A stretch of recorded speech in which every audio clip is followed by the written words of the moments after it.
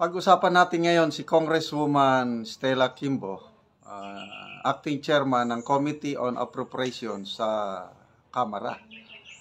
Grabe, kawawa ang reporters ng House of Representatives. Naghihintay gabing-gabi na tinatimingan na ma-interview siya para magbigay ng kanyang panig sa kontrobersya, sa blank items, sa BICAM. Wala, ayaw talaga magpa-interview. So, I don't know kung ano ba ang itinatago, bakit ayaw sagutin ang issue. Kumusta kaya ang kanyang pagtulog? Nakakatulog pa ba siya ng mahimbing? Kasi po, pag meron tayong tinatago sa ating isip, konsensya ba, hindi ka makakatulog ng mahimbing kung may iniisip ka something, nababalisa. Okay. So ito, balita ng UNTV. Hinahabol siya ng mga reporters ng House of Representatives gabing-gabi na. Pakinggan natin ang balitang ito. Sorry ma'am, we have an explanation lang po sa blank pages po. Nagmamadali lang. Sorry. Nagmamadali. Yeah, we were waiting yesterday ma'am. Ma'am, can you explain daw po yung... An explanation lang po sa blank pages po.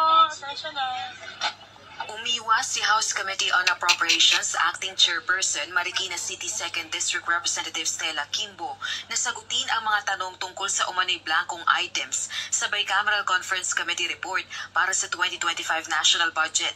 Kabilang si Congresswoman Kimbo sa Bicameral Conference Committee o BICAM na pumirma sa report at ilang araw nang humihingi ng reaksyon mula sa kongresista at mga kasamahan nito ang mga tauhan ng media kaugnay ng issue.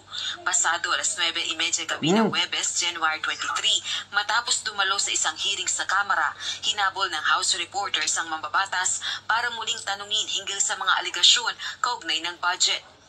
Gayunman, wala pa ring tugon ang mambabatas.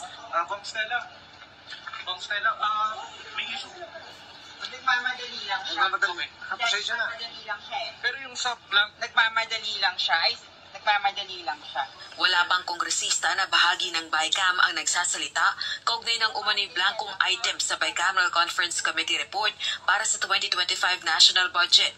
Si Davao City 3rd District Representative Isidro Ungab ang naghayag na may mga blankong items. Kaya tinawag ni dating Pangulong Rodrigo Duterte na invalid ang nilagdaang pambansang pondo o General Appropriations Act ni Pangulong Bongbong Marcos Jr.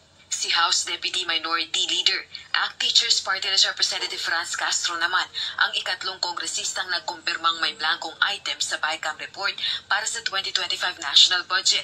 Sunod kina Kabataan Party List Representative Raul Manuel at Davao City Representative Ungab. Hindi miyembro ng BICAM si Congresswoman Castro. Pero yung sinasabing BICAM na pinaratify, may mga ilang blanco. Yun. Pero yung sinabmit kay Presidente, so tingin na wala kaming alam doon kung meron mang blanco yan. So I hope na reconcile kasi hindi pwedeng may blanco yan na ibibigay sa Presidente. Matagal na rin itong isinusulong ang pagkakaroon ng transparency sa BICAM kaugnay ng ginagawang reconciliation sa bersyon ng panukalang budget ng dalawang kapulungan ng Kongreso. Balak naman ng kampo ni Davao City Congressman Ungab na questionin sa Korte Suprema ang nilagdaang 2025 national budget dahil sa hindi pagdaan sa tamang proseso. Tanong nito, sino ang nagpuno sa blankong probisyon sa BICAM report na niratipikahan ng dalawang kapulungan ng Kongreso? Ayon naman kay Batangas 2nd District Representative Jervil Luistro, malaya ang sinumang dumulog sa Korte Suprema.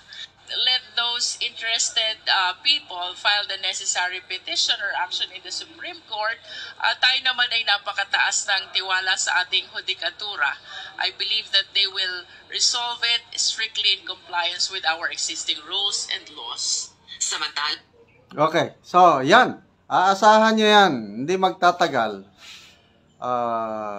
Mayroon nang isasampang kaso, petisyon sa Supreme Court tungkol sa issue na ito. Gumagalaw na po ang mga abogado, I believe, grupo ni Attorney Vic Rodriguez. Partnership siguro ni na Congressman Ungab, Professor Cielo Magno, iba pang mga concerned leaders natin. sigurado yan, dudulog sila sa Korte Suprema. At ito na nga, medyo naghugas kamay ng palasyo, nagsabi na ang Executive Secretary na hindi sila mananagot dyan. O, sinong mananagot? Okay, yung mga hindi nagsasalita, yung ayaw harapin ang mainstream media or yung mga reporters, kawawa sila na naghihintay, 9:00 ng gabi. Paglabas, sinabol, wala, nagmamadali daw, nagmamadali. Alam nyo po, ako, nasubukan ko yan eh. Pag meron akong ginawang mali, nako, hindi ako patutulugin ng konsensya ko. So, ganyan po, binigyan po tayo ng Diyos ng konsensya. Depende sa konsensya kung may mga konsensyang manhid na. Kaya kung manhid na yung konsensya, bali wala. Kailangan kung buhay ang konsensya, hindi ka patutulugin ng konsensya mo. Okay, so tuloy po ang laban para sa katotohanan. Sabi ni Atty. Vic Rodriguez sa kanyang live stream, sa kanyang social media page, humingi na daw ng kopya ang Philippine Star at saka balita. Official request sa Kongreso. Kailang ayaw ng Kongreso magbigay ng kopya. Kailangan pa daw ng approval ni Speaker Martin Romualdez. So, dyan na naman sila,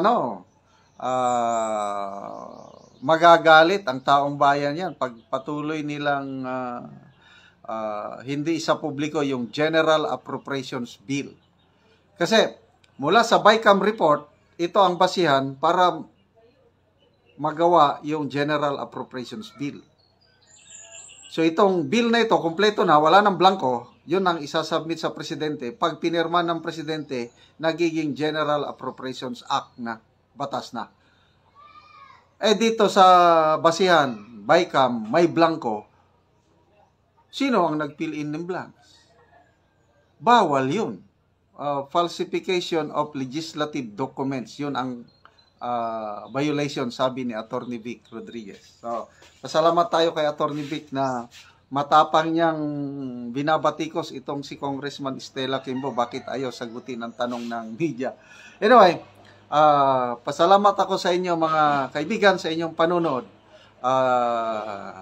Tuloy-tuloy, may income pa tayo. Yung income na yan ay ginagamit sa pagtulong sa mga nangangailangang kapatirang Talaandig Tribe sa Bukidnon.